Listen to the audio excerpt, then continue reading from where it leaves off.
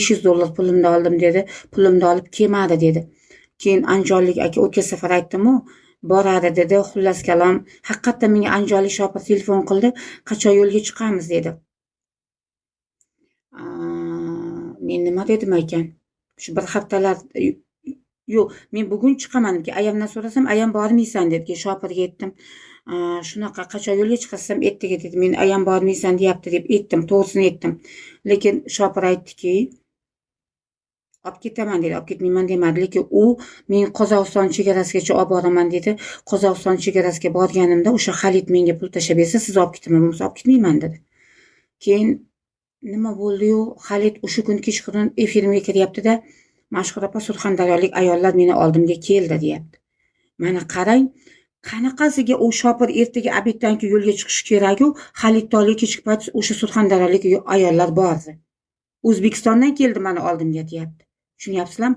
O'zbekistondan agar avtoulovda yo'lga chiqsa ham adashmasam, eng kami 4 kun yursa kerak, mashina yaxshi bo'lsa, yo 5 kun yuradimi? U qanaqasiga bir 6 soatda o'sha yerda bo'lyapti. Nimada bordi dedim, samolyot uchib borganmisiz, mayli yetib bordim. Yo'q, mashinada keldi deyapti. Tushunmadim. Keyin men u bolani bekitib qo'ydim, shu Xalit degan bolani. Keyin WhatsAppimdan yozdi, bema'ni narsalar yozaveradi, xullas yana bekitib qo'ydim. Endi bu yerga kirib podarka uraman deyapti. Podarkasi menga tushgan ham yo'q, ana tepani ko'ring. Podarkasi kelgan ham yo'q.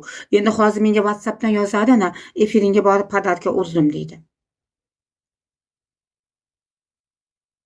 Ko'ryapsizmi? Men qanaqasiga u bilan nima qilishim kerak? Eng yomon ko'rganim mana shunaqa yolg'onchi odamlar, hali birovlarning gapiga ishongan odamlarda. O'zi men chaqirganda ham bormasdim u yoqqa, chunki ota-onam yoshlari katta, men chetga chiqa olmayman shu kunlarda. Shu yerda ishlasam ishlaymanki, chetga chiqa olmayman.